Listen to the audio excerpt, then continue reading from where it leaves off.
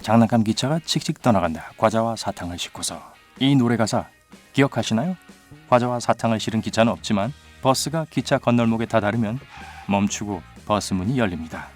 왜 그런지 생각해 보신 적 있나요? 글쎄요, 한번 볼까요? 고스트 트레인 컨덕터의 유령이 지나가도록 하려는 걸까요? 아니요, 그렇진 않죠. 그런데 제가 버스 안을 살펴봤는데 귀신들이 꽉 차 있던데요. 네, 그만할게요. 오늘 버스에 관한 얘기를 시작하기 전에 그 전에는 어땠는지 간단하게 살펴봅시다. 법으로 제정되기 전까지 통학버스가 철로 위를 지나갈 때 버스 문을 열 필요가 없었습니다. 당연히 멈춰서 기차가 오는지 체크는 했죠.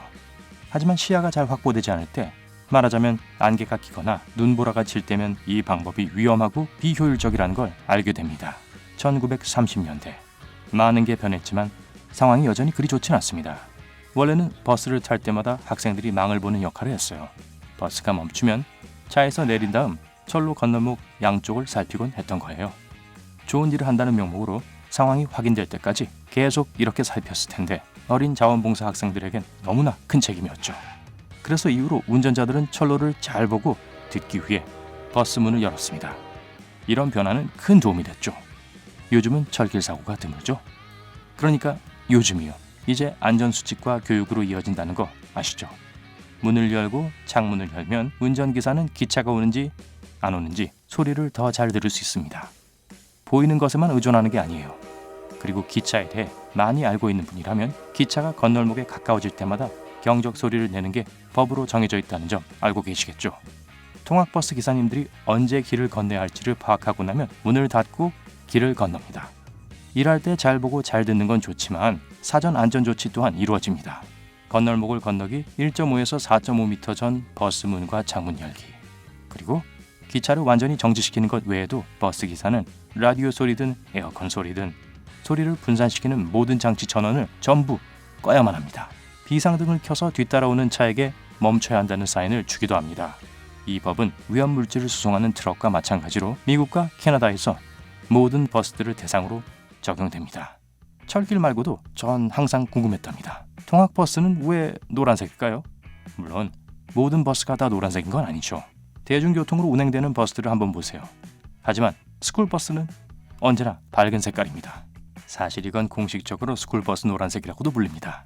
밤이건 낮이건 사람의 눈에 주변 시야에 있어도 거의 항상 눈에 띄는 색깔이죠. 글자에 쓰인 검은 색깔은 노란색과 대비했을 때 눈에 잘 띄기 때문에 선택된 겁니다. 맞아요. 말이 되긴 하는데 버스 뚜껑은 왜 흰색으로 칠해져 있을까요? 다시 한번요. 모든 통학버스 뚜껑이 흰색은 아닙니다. 대부분 최신 모델이 그렇죠. 하지만 여러분이 혹시 학교를 운영하는데 버스에 흰색이 칠해져 있지 않다면 페인트 칠을 고민하게 될 거예요. 흰색은 태양의 열을 더 잘 반사시키기 때문에 버스 내부 온도를 5.6도로 유지시켜줍니다. 에어컨 성능이 좋지 않은 버스가 많기 때문에 중요한 부분이죠. 그나저나 이 자연 냉각은 비행기들이 대개 흰색인 이유와도 같답니다. 창문은 왜 썬팅할까요? 앞 이야기에 이어 에어컨이 시들시들한 차량에서의 썬팅은 가끔 천연 냉각기 역할을 합니다. 헌데 흰색은 햇빛을 반사시키고 검은색은 열을 흡수하지 않나요? 창문은 그렇지 않습니다. 검은색 썬팅은 빛이 침투한 걸 차단하고 겨울에는 내부 열기를 유지해줍니다. 윈윈이죠. 버스 핸들은 왜 그렇게 클까요? 여기에는 몇 가지 이유가 있습니다. 첫 번째, 대부분 버스에는 파워 핸들이라 불리는 동력 조향 장치가 없습니다. 이 파워 핸들은 보통 운전자가 바퀴 방향을 돌릴 때 힘이 덜 들게 해주는데요. 버스에는 이게 없습니다. 그 이유는 오작동할 위험이 항상 있기 때문입니다. 또한 차체가 클수록 더 큰 부품이 필요합니다. 특히 이 파워 핸들이 없다면요. 작은 세단 사이즈의 핸들로는 앞쪽에 대형 핸들을 돌릴 수 없습니다. 왜냐하면 충분한 회전력을 만들 수 없거든요. 버스를 아주 약간만 이동하려 할 때도 핸들을 계속해서 돌리고 돌려야 할 거예요. 그러니 안전과 기계 때문이라고 할 수 있겠죠. 왜 좌석 벨트가 없을까? 글쎄요. 항상 문제가 되는 부분은 아닙니다. 미국에서는 주마다 조금씩 다른데요. 현재까지 미국 8개 주에서 통학버스에 좌석 벨트를 설치하도록 하는 법이 통과되었습니다. 가끔씩 각 학교 구역이 이 법을 시행할지를 결정할 수 있는 자유가 주어지기도 하고요. 스쿨버스는 특히 안전을 우선해서 설계되어 있기 때문에 사실 그리 필요한 건 아닙니다. 왜냐하면 버스가 정말 크고 줄과 좌석으로 모든 게 매우 가깝게 붙어 있고 내부 인테리어가 아이들에게 보호 역할을 해주거든요. 그리고 비상탈출 시 좌석 벨트가 오히려 방해가 될 수 있다는 우려도 있고요. 이건 겨우 시작에 불과해요. 이제 버스에 관련된 가장 멋진 사실들을 빠르게 보여드릴게요. 현재 미국에서만 42만 7천 대의 스쿨버스가 있다고 합니다. 미국에서만요? 짝지어줘야 해요.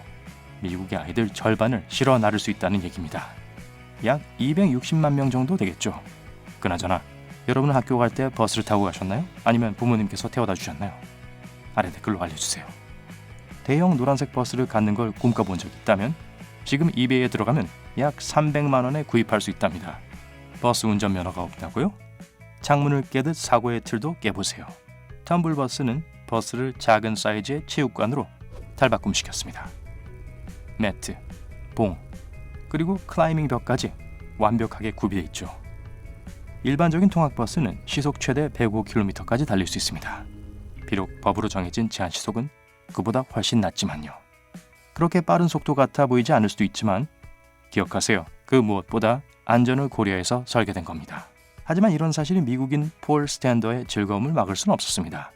스쿨버스에 팬텀 전투기 엔진을 장착해서 시속 589km까지 속력을 높였답니다.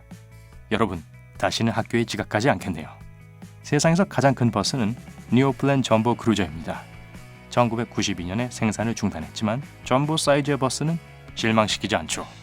2층 버스에 거의 18m 길이에 달했던 반면 여러분이 사는 도시의 일반적인 교통버스는 12m 길이랍니다.